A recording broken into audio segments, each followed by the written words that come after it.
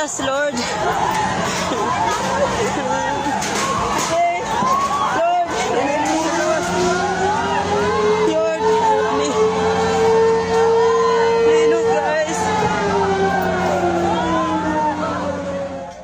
A powerful magnitude 7.4 earthquake struck off the coast of Davao Oriental in the southern Philippines on October 10, 2025, according to the Philippine Institute of Volcanology and Seismology.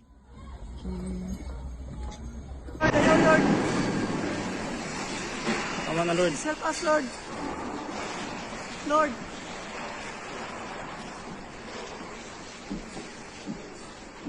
Lord God.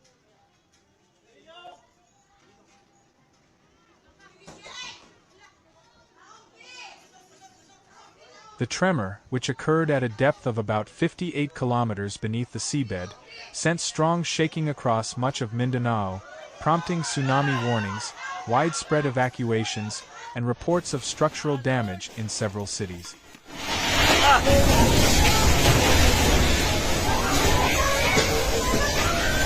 Tago! Tago!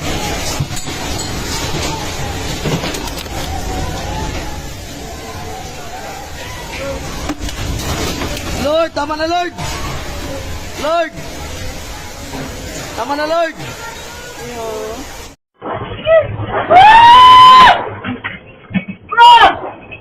The epicenter was located roughly 45 kilometers east of Governor Generoso, along the Philippine Trench, one of the country's most active fault zones.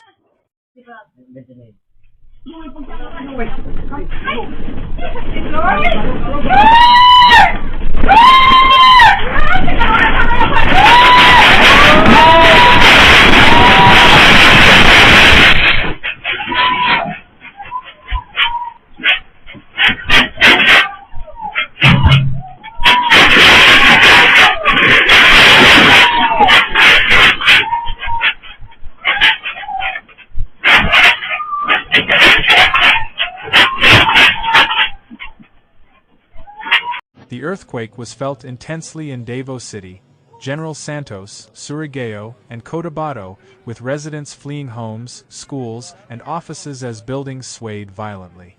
Power lines were seen sparking, ceiling panels fell, and alarms sounded throughout the region.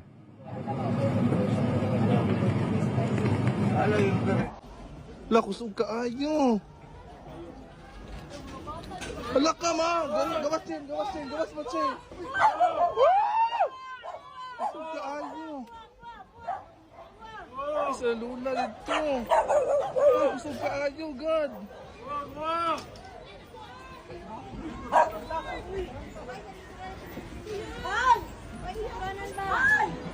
Witnesses described the shaking as the strongest in years, lasting for more than 30 seconds. Following the quake, authorities immediately issued a tsunami warning for coastal areas of Davao Oriental, Davao de Oro, Surigao del Sur, and Leyte, urging residents to evacuate to higher ground.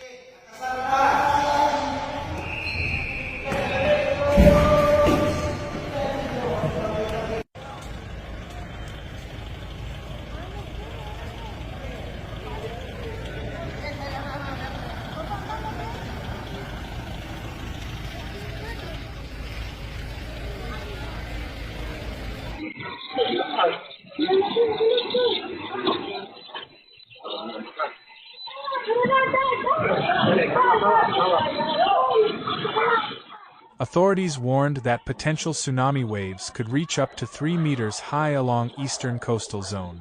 The Pacific Tsunami Warning Center also confirmed that hazardous waves were possible not only for the southern Philippines but also for nearby countries such as Indonesia and Palau.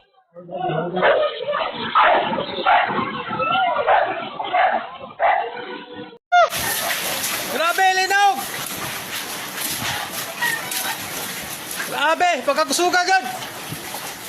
Woo! Woo! Grabe!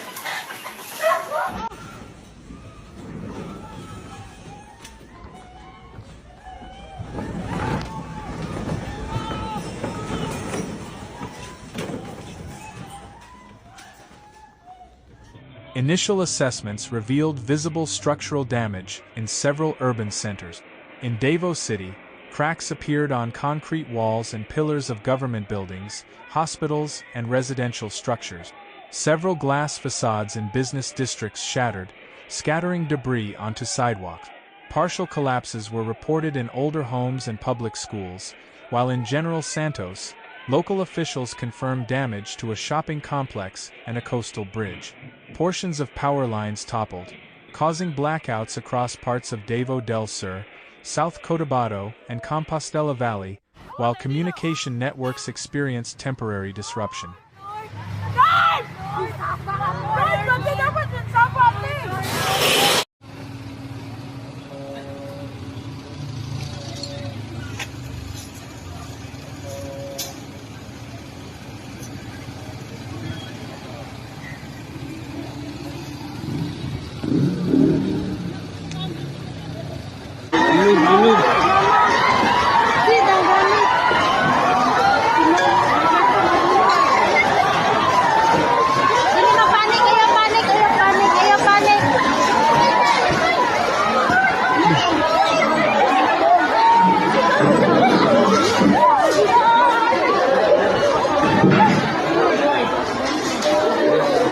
Engineers from the Department of Public Works and Highways were deployed to inspect bridges and highways for stability. Surface fissures were reported along sections of the Davao, Tagum and Davao, Mati highways, forcing temporary traffic closures. Operations at Francisco Bangoy International Airport were briefly suspended as inspection teams checked for structural cracks on runways and terminal buildings before flights resumed later in the day.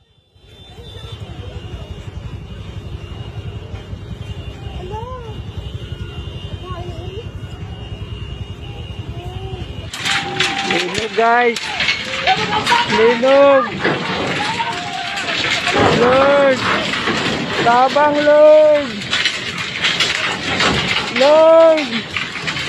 Tabang Lord! Lord! Tabang Lord! Lord, gusto ko yung linog Lord! Lord, Lord! Tabang! Lord! Lord!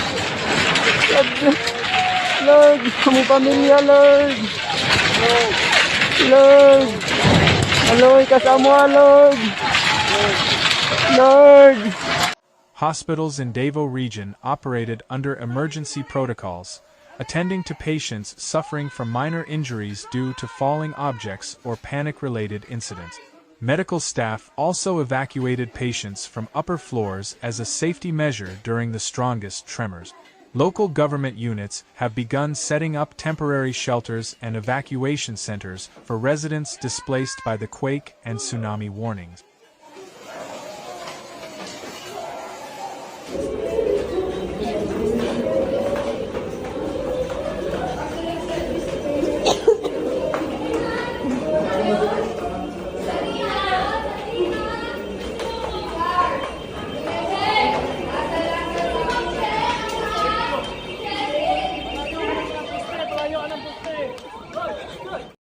The National Disaster Risk Reduction and Management Council placed all regional response units on red alert and coordinated with local disaster offices to expedite rescue, evacuation, and damage assessment.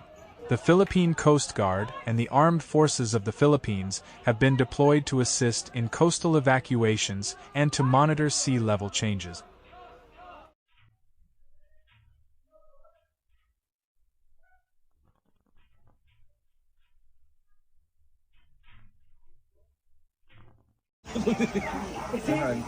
Lumilindol pa. Meron pa. May shock. Hindi tayo dito, baka may kawad.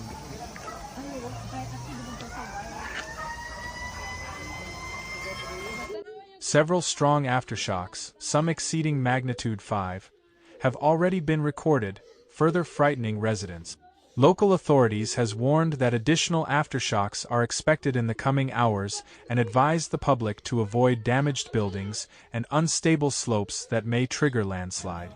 The Philippines, located along the Pacific Ring of Fire, experiences frequent earthquakes due to its position atop several converging tectonic plates. Experts note that today's event was a reminder of the constant seismic threat faced by the nation. Over the past decade, Mindanao has experienced multiple destructive quakes, including those in 2019 that damaged thousands of structures and displaced tens of thousands of residents.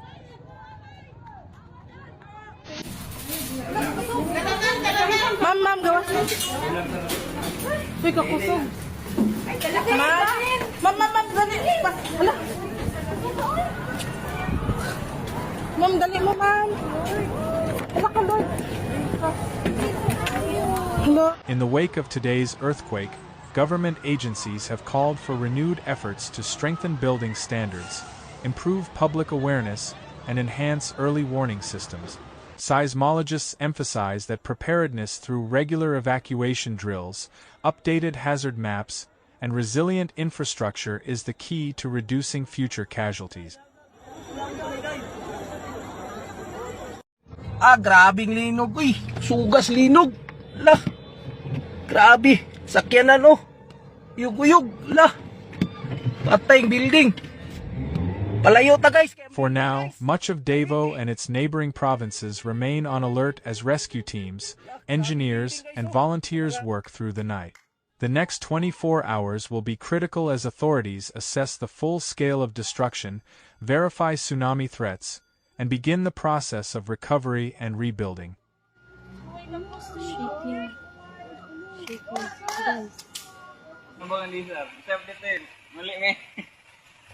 Kini nga hunas ni mura ni og hunas sa ni kahapon. Kanang alauna.